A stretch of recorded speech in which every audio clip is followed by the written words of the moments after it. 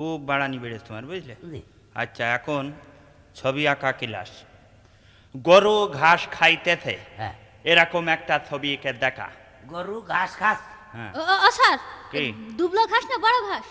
পাকা মকম করে করো, ঘাস হলেই হবে, লেখো। তা শুকনো আঁকো, তো আঁকো, হলে হবে। আঁকতে থাকো।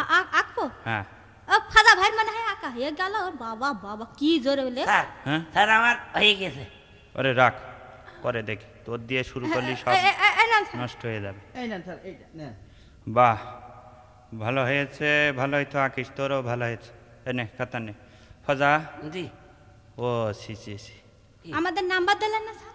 ওই 10-এর মধ্যে 8 করে লিখে নাও, ভালো হয়েছে দুজনে।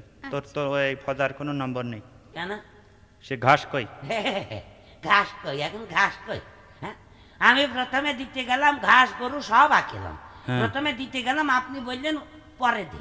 হ্যাঁ, আরে এতক্ষণ গরু বোধহয় বসে থাকবে না? গরু ঘাস খাইয়ে নিলে আমি কি করবো? আমি করবো? ঘাস- আমি কি গরুর মুখ ধরে বেঁচে থাকবো না? গরু ঘাস ঘাস- সব গরু তো খাই বেঁচে তো ঘাস। খেয়ে ঘাস ফেলে? পাবেন কেন আপনি? সব ঘাস খেয়ে ফেলে? হ্যাঁ, ঘাস খাই ফেললে আমার তো। আপনি তো খাতা দেখলেন না। দেখেছো দেখেছো, আমার দ্বারা এ সম্ভব না। আমি কি করি সহ্য করবো? আমার শেষ করি ফেলতে। কোন বেকায়দায় পড়লাম আমি?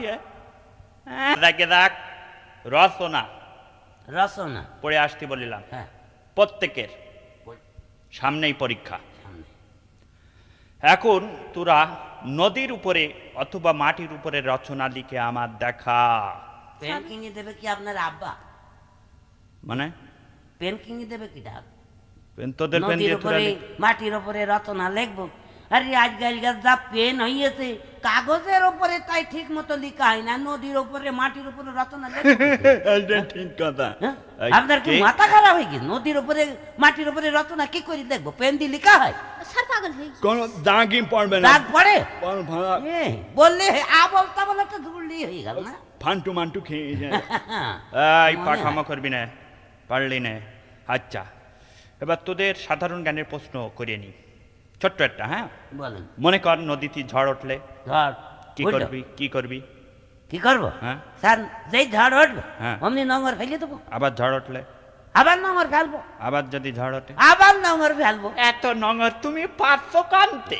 এত নোংর কোন থেকে পাচ্ছি? আপনি এত ঝড় কোন থেকে পাচ্ছেন? হ্যাঁ, আপনি যেখান থেকে ঝড় পাচ্ছেন সেখান থেকে আমি নোংর নিয়ে আসবো। আর একটা কথা বলবি না, বুঝলি? আমার ব্লাড প্রেশারের রোগী সমস্যা হয়ে যেতে পারে।